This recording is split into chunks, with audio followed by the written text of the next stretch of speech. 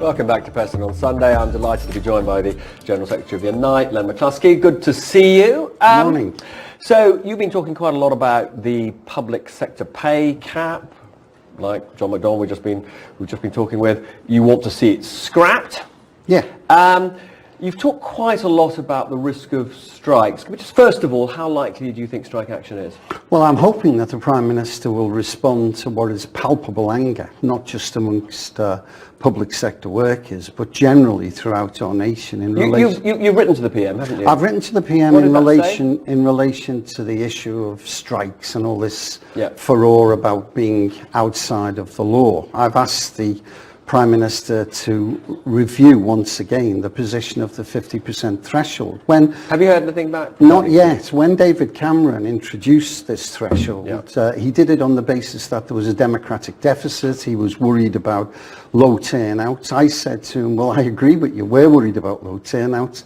Please give us secure workplace ballots. If you do that, Unite will accept the 50% threshold, because archaic postal systems. So is that what you've asked the Prime Minister for? Yes, it is. I've said. So you would accept the 50% threshold if there were a different form of balloting? If we had secure workplace ballots. Right. That would eliminate the democratic deficit that the Tories are talking about. Just because I think viewers, and probably me, don't really understand what's wrong with the current. Why do you not have confidence in the current voting system? Postal ballots they're characterised by low turnout sometimes, not all the time, and we work. Is it just that people forget to vote? What you're saying is if it's in the workplace. Yes, if they're in the workplace, all the evidence demonstrates that people vote one way or the other for strike action, against strike action. But you don't have confidence in the voting system, which is presumably why you said you might have to take illegal strike action, or you might have to support illegal strike action. Do you stand by that? Yes, but I'm urging the Prime Minister not to push workers outside of the law. Nobody wants to step outside of the law, least of all me. So what I'm saying to the Prime Minister, if you genuinely believe and are concerned about a democratic deficit, here's an easy answer. You won't have to push anybody outside of the law if you give us secure workplace ballots. And you know, the government haven't give us an answer. When I raised this with David Cameron, he asked me to meet with Sajid Javid. He, who was the business secretary at the time, he said to me that there's a lot of sympathy for what I was saying, but then wasn't the right time. I'm saying to the Prime Minister, now must surely be the right time. If she introduced this minor change in Parliament, I can assure her that the whole of the House would support her, and she would achieve what the government wants, eliminating any democratic deficit. Nobody would be pushed outside of the law, and we could all get on with our business in a sensible fashion. And it was quite striking, however, that John McDonnell just now refused to say that he would support an illegal strike in that sense. Are you disappointed with the position of the Labour Party on this? Not at all. Why not? Because he's not backing you. Well, I'm going to tell you, I don't expect the leadership of the Labour Party or any Labour MP to support a call to be outside of the law. I know that they are opposed to the current law, and they will do all they can inside Parliament to change this law. So I'm not looking for that support. I'm not looking to be pushed outside of the law. And I'll use your programme, Robert, once again to appeal to the Prime Minister. Don't push ordinary working people outside of the law. There's no need to. You can make this simple change, which will be democratic, and everybody will be happy. Now, you all know what the Prime Minister said on Friday about a 2-year transition deal, at least, or she said around a 2-year transition deal, and then a trading arrangement after that looks to be moving closer to the direction of the kind of thing that you would support.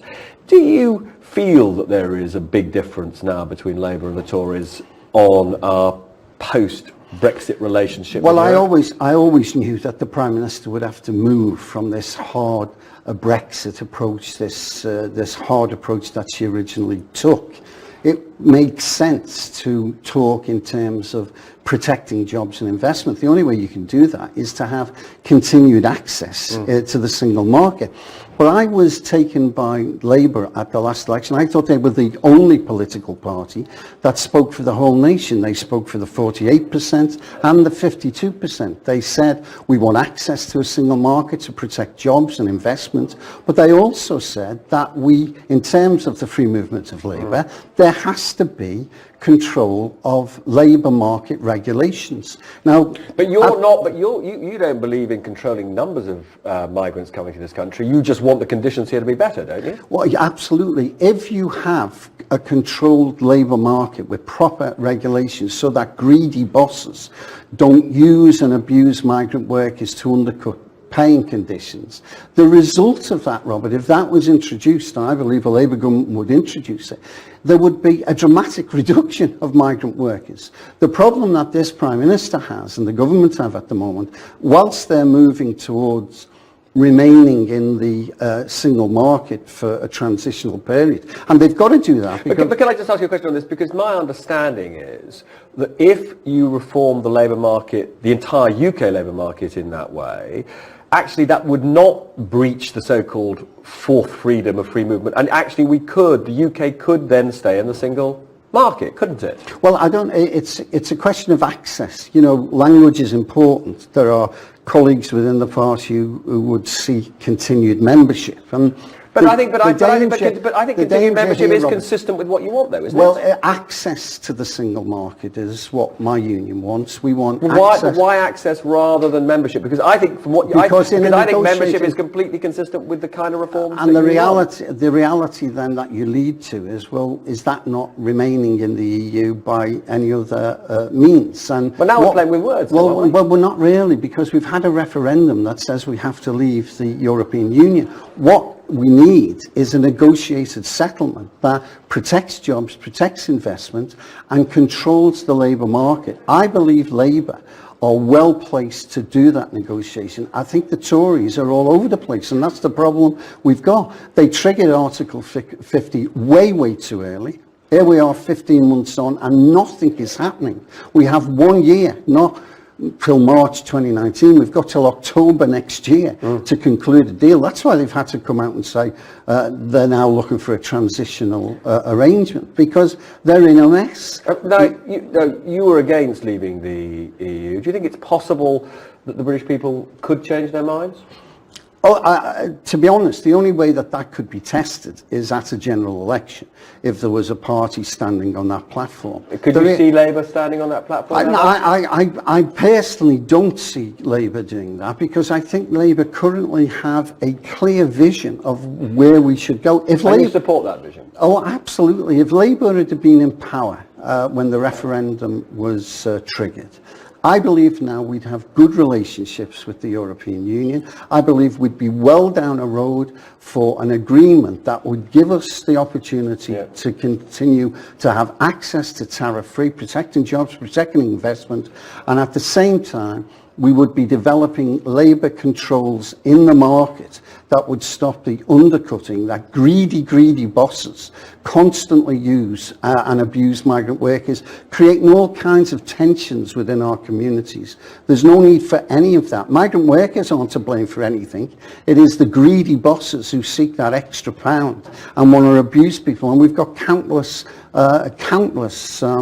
examples of that. Now, there are a couple of other issues I wanted to raise with you. One is there will be a vote this week to reduce the threshold necessary for leadership elections from the moment 15% of MPs have to back a candidate for them to get on the ballot paper. That's going to come down probably to 10%. That's the proposal. It looks as though it's going to be carried. But I think you would favour rather more sweeping reforms of the way that leaders are elected, wouldn't you? Well, I'd like to have a widened input. I think at the moment it's only MPs, it's only the Parliamentary Labour Party that can nominate people. I'd like to see that widened. So you'd like to see the unions involved and the membership. But will you support this reduction in the threshold from 15%? Yeah, I mean, it's only an interim stage. The NEC are going to propose a review of all kinds, and there is. So there will be more radical reform put to conference next year. I believe so. Yeah, I mean, I'm looking forward to some of the issues that we can deal with, whilst at the same time. Do you think that will recommend members and trade unions having a say in the whole nomination process? I don't know. We'll have to wait to see what the review says. The important thing for us, of course, is that we don't get involved in navel gazing. We've still got to make certain that the anti-austerity programme that Jeremy Corbyn took out, only last night here in Brighton, there was 6,500 people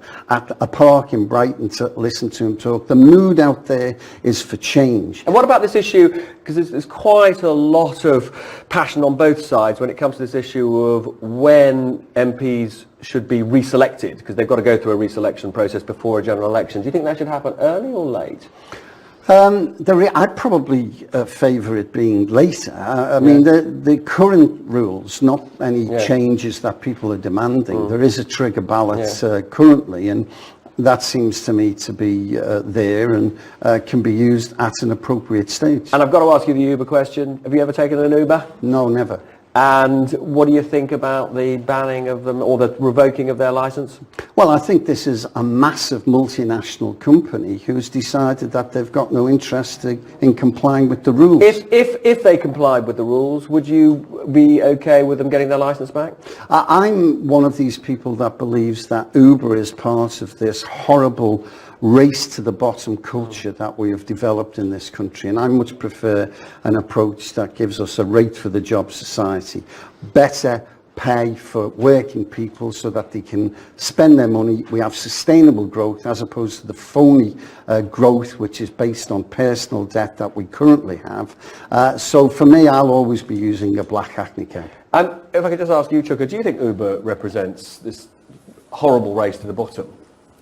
I think we need to strip away some of the kind of chat about this and focus on the key thing here, which is a company has been asked to comply with the rules, and it's been impinging and infringing those rules, and that's why it's ended up in the situation that it's in. I mean, I think we've got to be slightly careful. Can I just ask you, I mean, will you now, because I imagine you're a London MP, I would be staggered if you haven't used Uber. I'm one of millions of Londoners who've used an Uber. Will you stop using Uber now? If they don't comply with the rules, absolutely I won't get an Uber again.